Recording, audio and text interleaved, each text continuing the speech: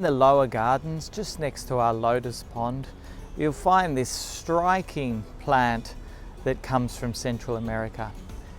It's called Yucca gigantea, and this is the largest one we have in the gardens.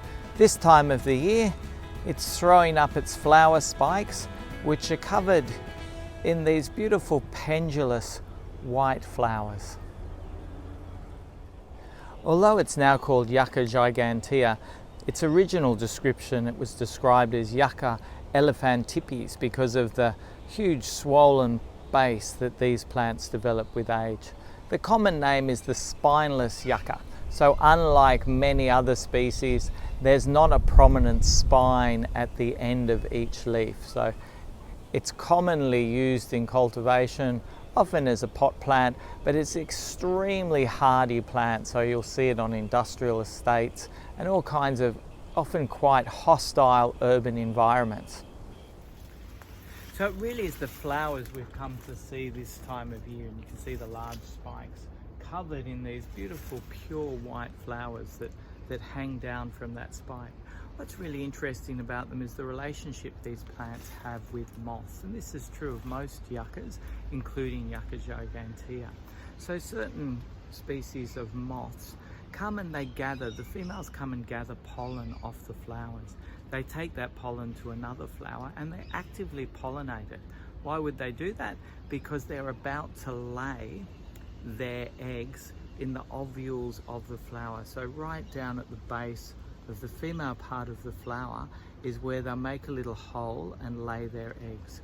Now, after the flower's been pollinated, those ovules will eventually turn into seeds, and they're the only source of food for the larvae of these caterpillars. And remember, most yuccas, including Yucca gigantea, grow in arid parts of Central America, places like Mexico, into the southern states of the US, but these are pretty arid environments where there's not a lot of food. So the moth larva depends on the seeds of the developing fruit to provide their food. Now, there's a tension here.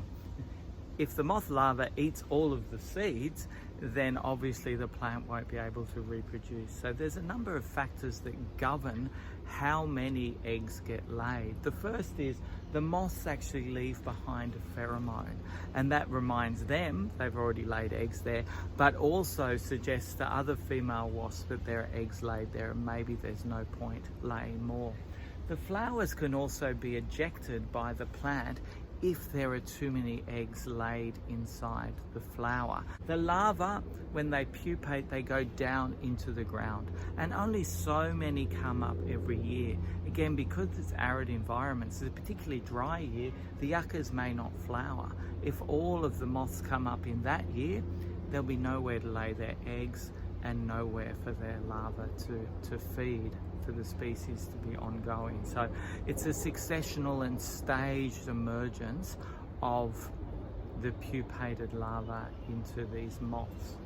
So Yucca gigantea is not only a really resilient and tough plant, and luckily without spines, but it also has this fantastic story about how it's pollinated, of course, in its native environment. And it really talks to the kind of creative tension in evolution between organisms living in mutualistic relationships, but where there's always this trade-off between getting what you want and giving something up in return.